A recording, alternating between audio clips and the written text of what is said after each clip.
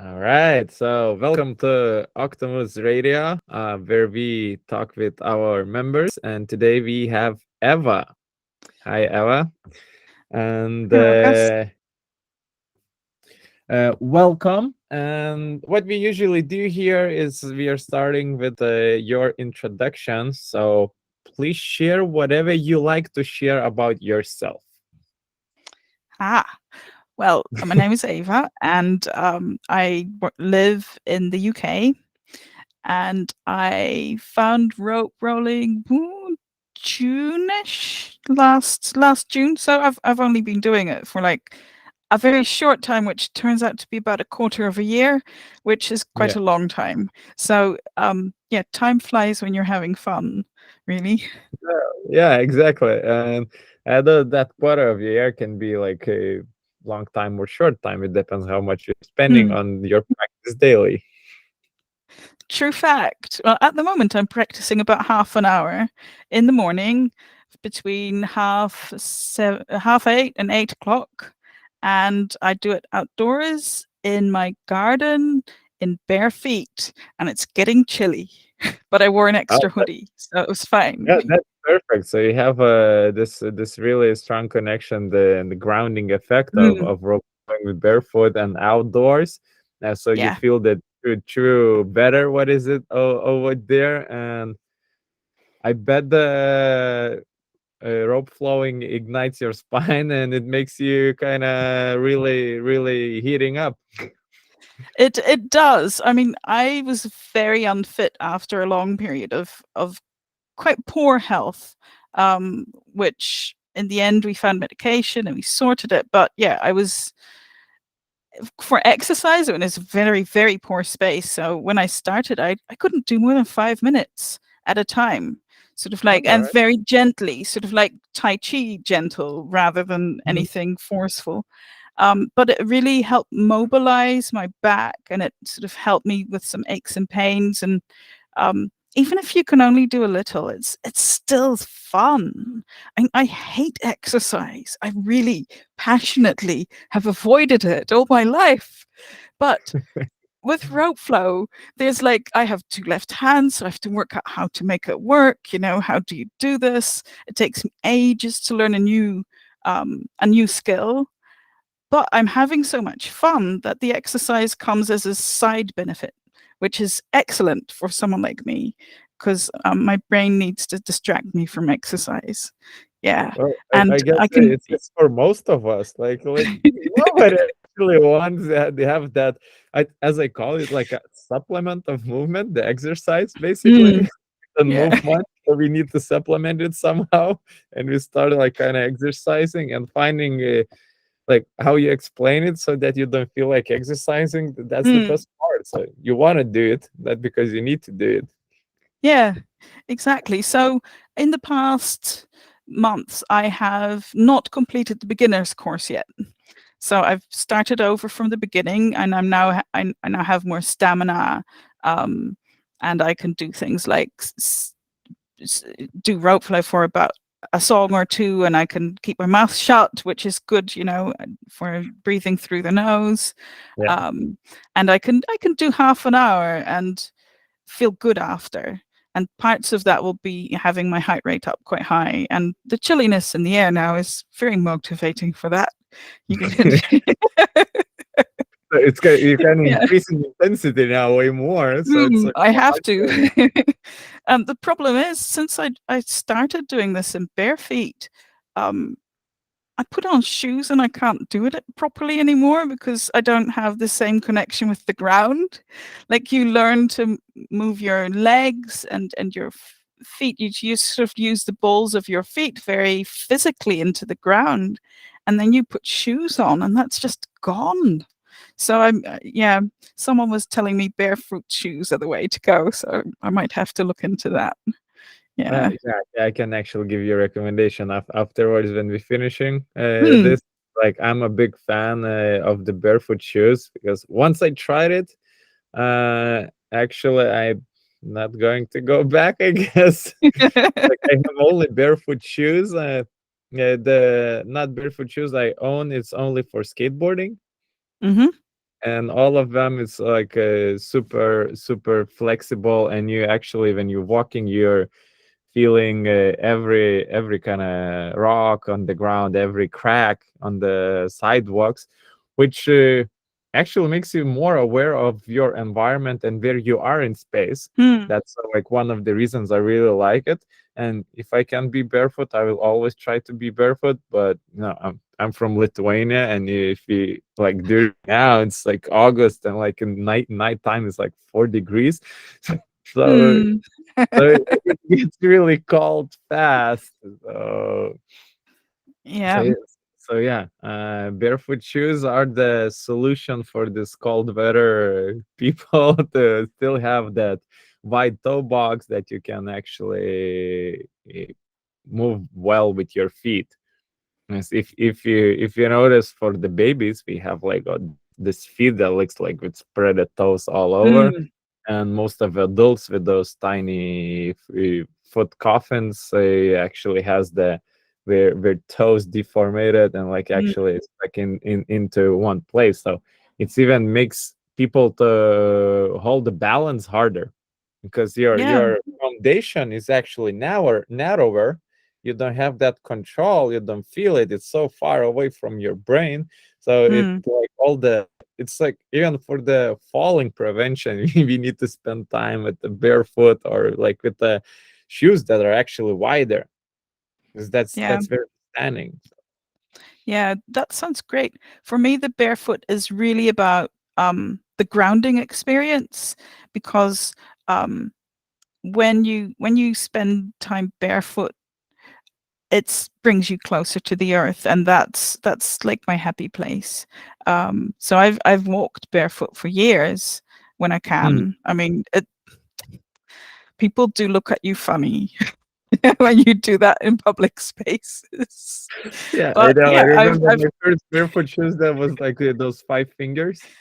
oh, the Vibram ones, yeah. Yes, yes, that was my first one. It's like everybody looked at me like, "Who's that weirdo? What he's doing here?"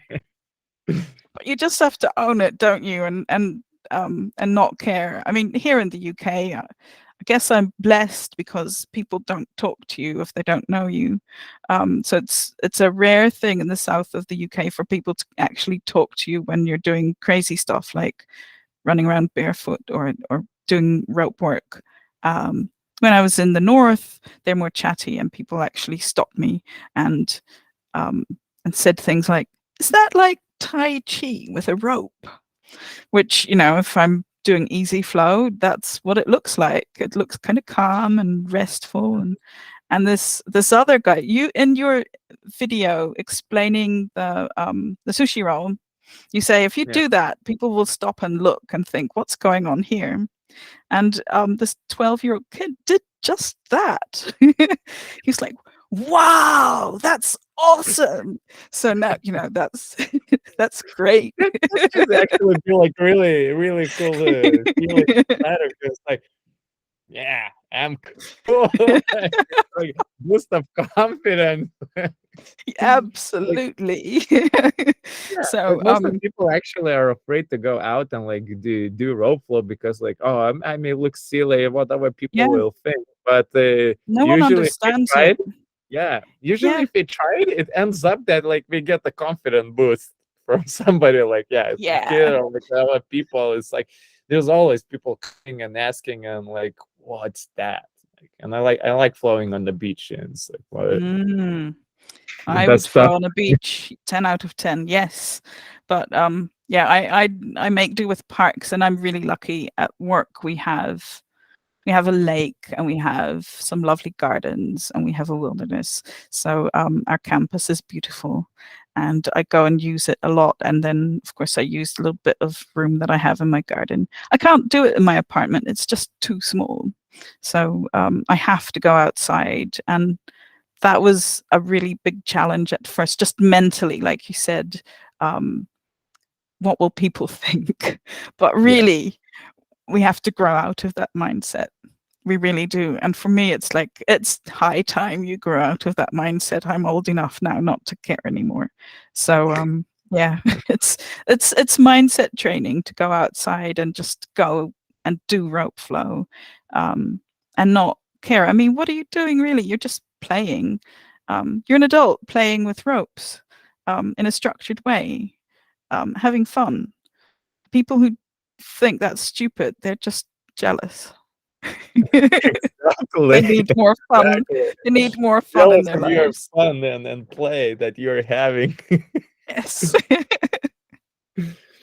So you mentioned a little bit structure. So do you have your Hmm. personal structure, or are you following like Octomoves plan, or how do you plan your training sessions, practices, or do you have Um, any kind of framework, or is just random? I No, there is sort of like a little bit of a framework. At the moment, I started over on the foundations course for the Octomoves foundation course, and I'm in week 3 again.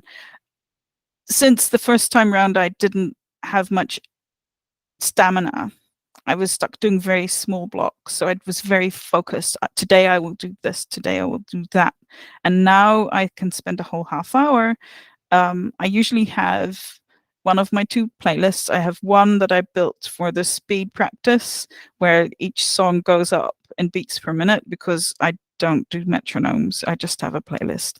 And the other one is just all these different kinds of songs that feel good for flow, um, at different speeds, or maybe, counting in 3s rather than 4s, to sort of give me a little bit of structure to play with, because I find that it helps my playful side come out. And Hmm. rope flow is more fun if you're playful.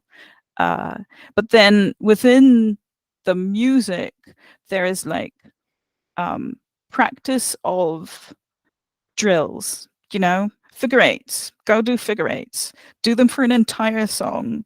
Do them only in one direction, but try with ups and downs. See what happens if your hands are further apart. What happens if you try to twist your body, within keeping your feet in one place? Where can you move your figure eights? Can you go all the way to there? Can you go all the way to there? Can you go up? Can you Perfect. go down? Squat? So that's like a practice that I do. And I also do a lot of focus, because I only know like figure eights and matadors and the sushi roll thing. And I'm trying to learn the sneak, but it's not reliable yet. So what I focus on a lot is how can I join things up together. So, Yes. okay, you said in one of your videos, you can do matador on one side and figure eight on the other. And it sounded so simple, but actually it takes a lot of practice. Because you're used to doing this move that's the same on both sides. So then you go Yes. and focus it. Like, all right, given that that's a possibility, because Roka said it was possible, I'm going to learn this. Now, how does it work? And then you fail 100 million times until you sort of, this is the moment where the change happens, and this is what I need to think about. And I go in and investigate, and then I'll be like, great, I know how to do it this way. Can I do it the other way around? Non-dominant.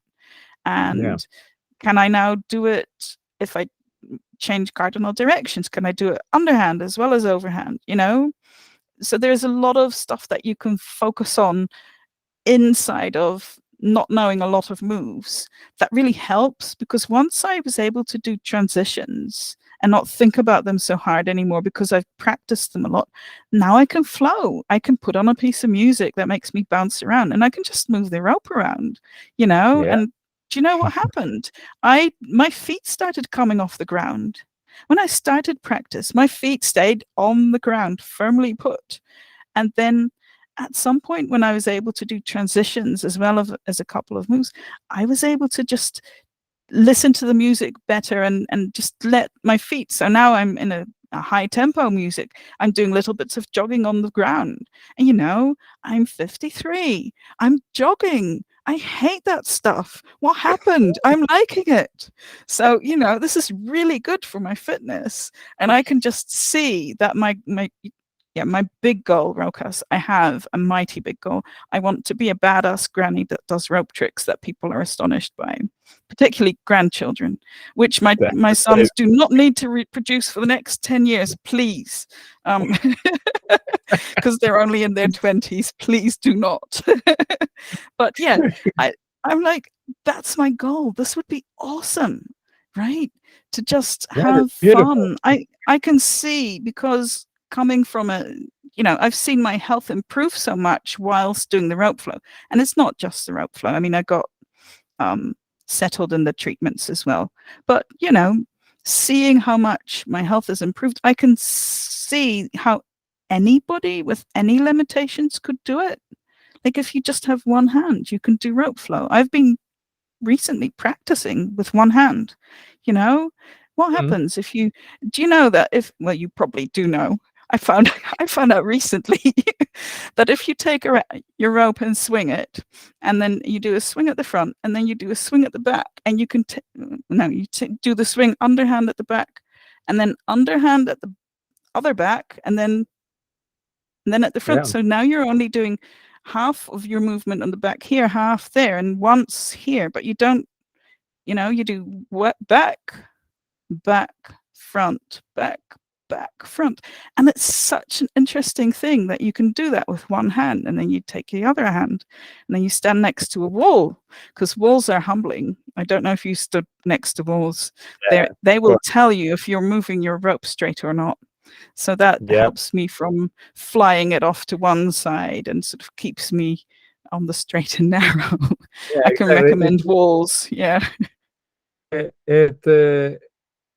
It makes you true to your practice. You cannot cheat. Yes. No. There's certain limitations, like puts you in the container that you can actually perfect whatever you have right now. And like in the office, I sometimes just flow and go from the room to room through the door and just fitting over there. And it's like, okay, I'm finding a way. Okay, I'm moving. So now, like, it's like I'm just having.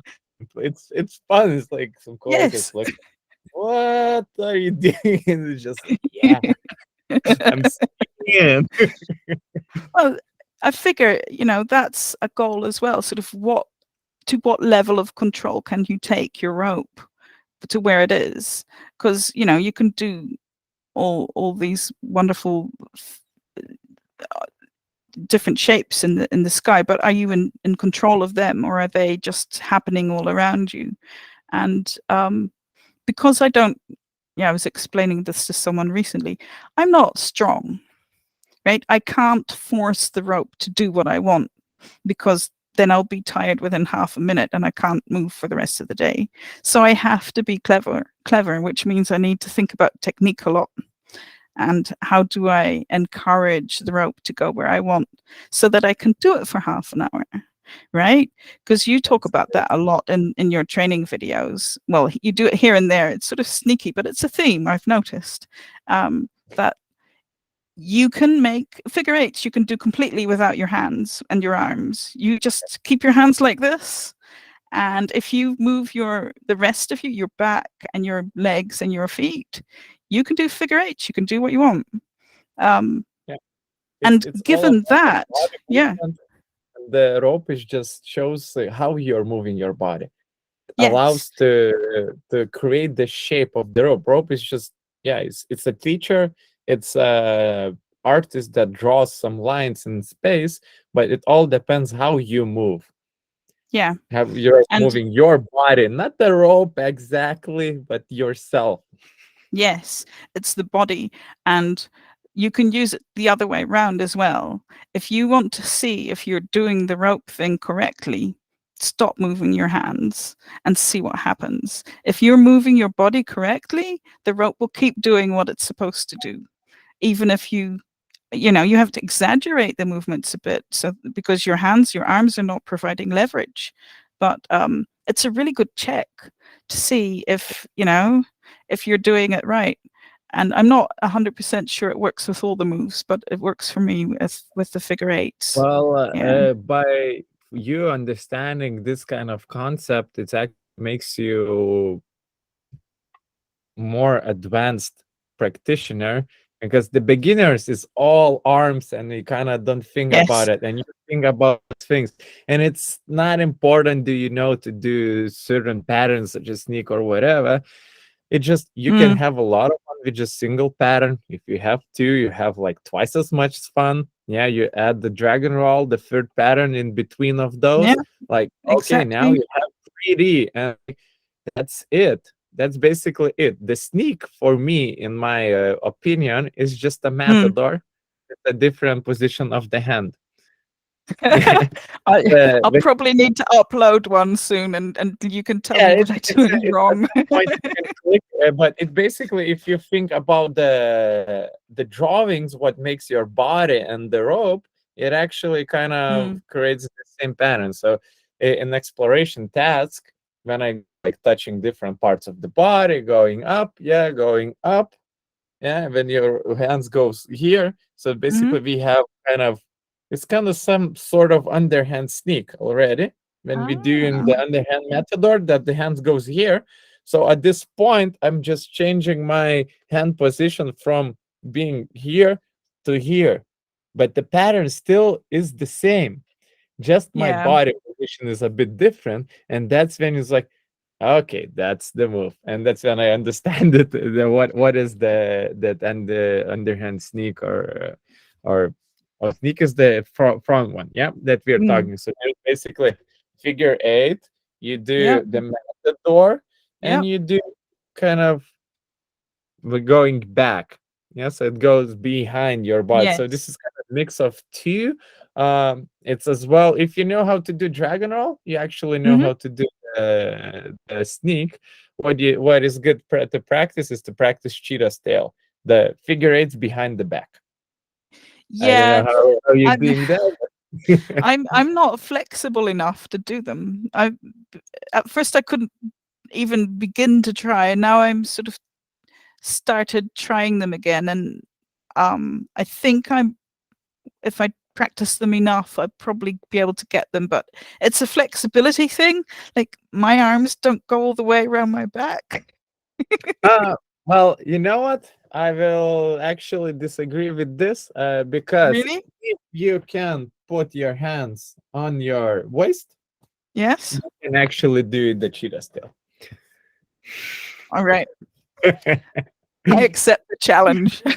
Yes, it's the rhythm and coordination challenge, not the flexibility. Yes, it gives a lot of flexibility, especially for your Mhm. upper body, and just finding the way how you can move and avoid the rope in the Mhm. beginning, all of this. Yes. But basically, if you can have a good coordination over there, the flexibility is actually lessons and lessons. You need to find the rhythm, when to twist your body, yeah, Mhm. by holding the Yeah. hand behind, when to change the hands. You can actually follow the apex of the rope. And so just to get avoid it, and like, okay, it's going to disappear. I need to change back to other side, and it's like reappears and flows backwards again. So Okay. there's more about rhythm and coordination here. But that pattern, once you learn it, it gives you a lot of extra mobility in the Mm. upper body, especially. Yeah. So, and it I also unlocks the another moves that will be easier to do, the sneak, for example, and mm. all of those. So my kind of advice or a tip would be not to when you're learning, Mm. just take something new, practice 5 minutes or so. Yep. Don't get frustrated. Get back, practice another thing, even Yeah. harder one. And you, at certain point, even when you're trying different things, some things connects and it clicks, and like what you couldn't do before, and it's like now it's easy for you, and this actually builds up. Yeah. Uh, but another side of the coin, that we actually want to practice the foundations for a lot of time, prolonged periods of time. As you mentioned, for a full song, I've been doing for 3 songs like that, or even more, Yeah. and which is really, really great stuff, because you, with each repetition, learn something new, and it's yeah, it puts you in a different state of mind. Doesn't it just? Yeah. I totally agree. It's just it's a happy state, but it's also an alert state. If you're just if you're thinking about where your body is, where the rope is, or just feeling it, because the rope will tell you, you can just feel it, Mhm. then you become alert because you're focused so much. And I think that's a major benefit as well. We sort of have so many distractions, don't we? And Yes. when you're rope flowing, if you're distracted, the rope will bring you back to the moment. It will. So It will yeah. definitely. Yeah. All right, So Eva. that's so much fun. Yeah. Is it Eva or Eve It's or Eva. Yeah, I'm Eva? Dutch from Right. origin, and we say Eva. Yeah. Cool. So Eva, Mm. to finish our lovely chat, I love to listen your perfect English. Beautiful spelling. So with that, what kind of piece of advice or wisdom you would like to share with other people? It's around the rope Yeah, flow. of course, of course. Even if you're stiff and uncoordinated, you can still have fun and grow with rope flow. You know, that's don't think you don't need any prerequisite at all. You can just um, practice the basics, and if you do that, then you will learn small steps, and mobility will come easier, and you can have fun. It's really is for everyone. You know, I'm I know that Rokas is um, life is fitness. But even for people like me who avoid fitness like the plague, fun and better outcomes for mobility and health are there to be had. Go for it. Thank you, Eva. That's a wonderful words, and yeah, thank you for all the listeners, and may the flow be with all of us. Yay.